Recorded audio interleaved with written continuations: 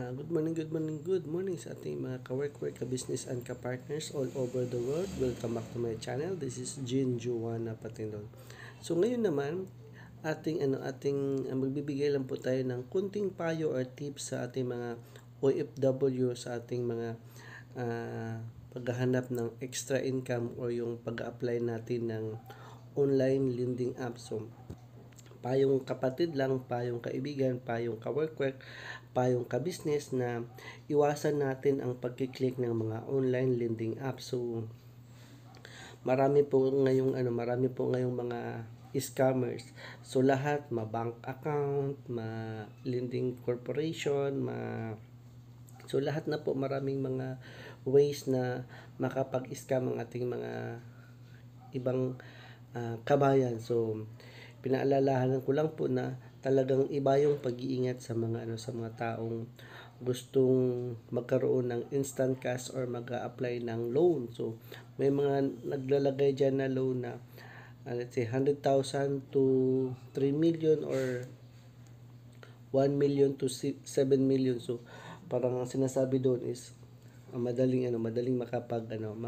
madali tayong mainganyo. So ang ginagamit po nila na apps is yung sinasabing Telegram. So marami po doon, pag once nagki-click po tayo ng kung ano-ano mga online lending apps or yung sinasabing OLA, so imbis na tayo ang mag-a-apply ng loan, papabayaran tayo ng sinasabing repayment. So ang repayment is magdidepende doon sa sinasabi natin na loan amount na ating ina-applyan. So halimbawa nag-apply ka po ng let's say 500,000.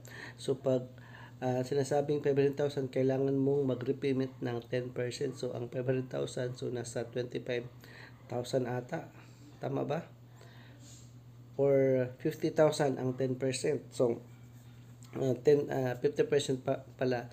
Correct me, disclaimer lamang po. So pag halimbawa naman na let's say 1 million ng ating kukunin, so kailangan natin mag-repayment ng 100,000 as repayment period or as 10% based doon sa ating ina-apply na loan. So di ba kung tayo po ay nag-a-apply ng loan, wala po tayo dapat bayaran. Kung mayroon man, yun lang sinasabi nating processing fee. Pero kahit naman yung magbabayad tayo ng processing fee, ikakatas po siya doon sa net incomes or sa net proceeds nating makukuha. So yun po usually ang ating kung tayo po ay naghahanap ng cash loan or yung nag-a-apply po talaga tayo ng loan. So ibig sabihin, sa mga online lending apps, huwag po tayong basta-basta maniwala. Too good to be true, kasi nga naranasan po natin. So ilang beses na po tayong nag-apply ng loan. So lahat po ng details, kahit inuulit kong i-double check. So kapag makapagbigay na po tayo ng repayment, sasabayhin na mali ang ating application. So mag-ingat-ingat lang po tayo. So hahanapan po nila ng let's say mali yung bank account mo, nagkulang ng o hindi naman yung details mo, yung halimbawang ID mo is mali ang number na nilagay, is yung passport mo na hindi tinatanggap. So ganun ang sistema ng mga online lending apps. Tapos ngayon, kung halimbawa naman na let's say walang mali doon sa applications mo, meron silang techniques na pabayarin ka ng let's say sinasabing 10% based sa ating nilulun na amount application. So tulad ng sinasabi ko nga na pag 500,000, kailangan mo magbayad ng 50,000 as 10% repayment. Kasi nga sinasabi nilang good credit standing or good credit score. So doon nila malalaman na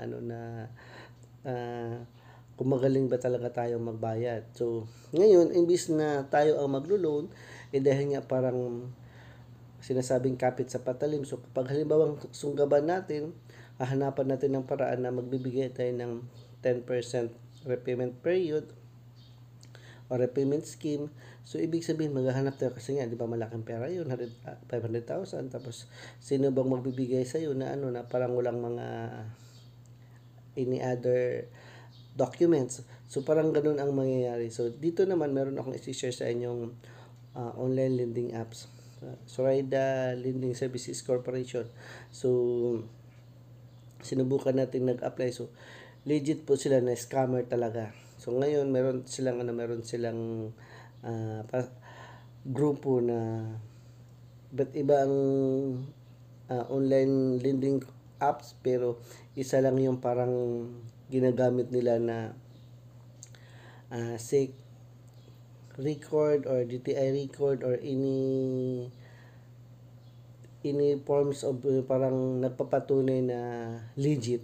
So, ganun po ang nangyari. So, once again, ulitin ko na mag-iingat lang po tayo mga OFW. Too good to be true po yung ating gagawin kasi nga marami po talaga sa panahon ngayon mag-iingat na lang po tayo. So sana nakapagbigay po tayo ng konting information or idea sa mga taong nagbabalak na mag-loan. So kung halimbawa naman na may nag-prosper na naglo-loan ng online lending apps, so hindi ko alam kung tama ba yun or baka edited lang yun or kasabwat. Parang sinasabing na-approve ang loan nila, nakuha yung pera nila, tapos pinapakita. So, grupo po kayo. Pag once po na hindi po yung parang i-grant agad yung application mo tapos ibibigay na magkakaroon ka bigla ng accounts. Yun po usually ang ginagawa nila. So, magkakaroon ka ng wallet na sila ang gumagawa ng account, nandoon na yung loan mo, tapos kapag mag-repayment ka, nandoon na rin yung pera mo. Pero hindi mo siya ma-withdraw dahil kailangan ng OTP, mag-wait ka ng 10 to 15 minutes or 15 to 30 minutes or 1 hour. Yung 1 hour mo, inabot na ng habang panahon. Tapos, pag once nakapagpadala ka na, nakapaghulog ka na, nakapag-repayment ka na, good luck sa iyo or ingat-ingat lang po talaga. So, iba yung pag-iingat lang dahil nga talagang talamak na po ngayon ang mga scammers.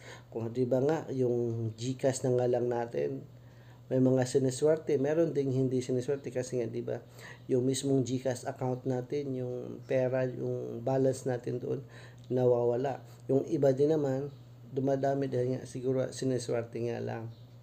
So once again, thank you for watching. Stay safe and iba yung pag-iingat lang sa ang panig man kayo ng mundo mga ka-partners, ka-business and ka-work all over the world.